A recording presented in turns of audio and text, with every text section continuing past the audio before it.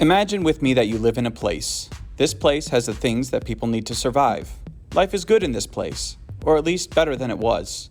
Many people have what they need, but over time, the need grows. But the amount of goods and services doesn't change. What happens then? People have to do with less. They might start fighting one another to have access to those goods and services. Or the society can try to produce more to provide for the needs of those people. That is why GDP is relevant. That is why GDP is important. Now you may be wondering, what exactly is GDP? It's like a report card for an entire country's economy, telling us how well it's doing. GDP measures the total value of all final goods and services produced within a country during a specific time period, usually a year.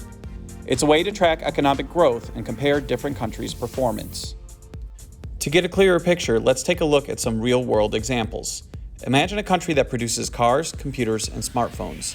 As the production and sales of these goods increase, the country's GDP also grows. This growth means more jobs, higher incomes, and improved standards of living for the people. Now here's where it gets interesting. GDP is divided into four main components: consumption, investment, government spending, and net exports. Let's break them down one by one. Consumption refers to spending by households on goods and services. It includes things like food, clothes, electronics, and even going out to restaurants or movies. When people have more money to spend, consumption goes up, driving economic growth. Investment is all about businesses and individuals spending money on capital goods, such as machinery, buildings, and technology, to produce more goods and services in the future.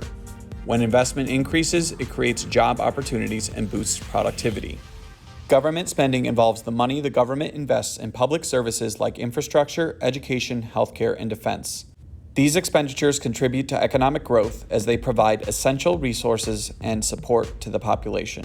Net exports represent the difference between a country's imports and exports. If a country exports more than it imports, it has a positive net export balance, which is added to its GDP. However, if imports exceed exports, the net export balance becomes negative, reducing GDP. So, to calculate GDP, we add up the consumption, investment, government spending, and net exports of a country. It's a comprehensive way to measure economic activity and understand the overall health of the economy. The board game Hegemony contains each of these components working in harmony. In Hegemony, the working class player and the middle class player are able to buy goods and services for their benefit. Whether this is food, healthcare, education, or luxuries, these goods and services are consumed by the households of these classes and fit in the consumption category. The capitalist class and middle class represent the investment category when they pay expenses for their businesses. When they buy companies, when they upgrade those companies, when they spend money on workers, they are committing money to investment spending. Government spending is represented by the costs incurred by the government as they spend on different programs, goods, and services throughout the game. A clarification on this point.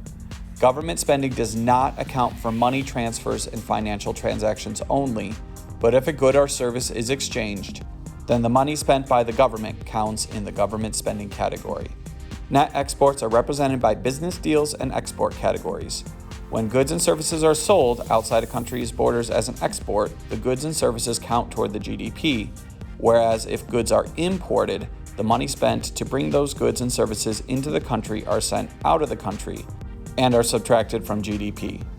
Let's look at some more details about GDP.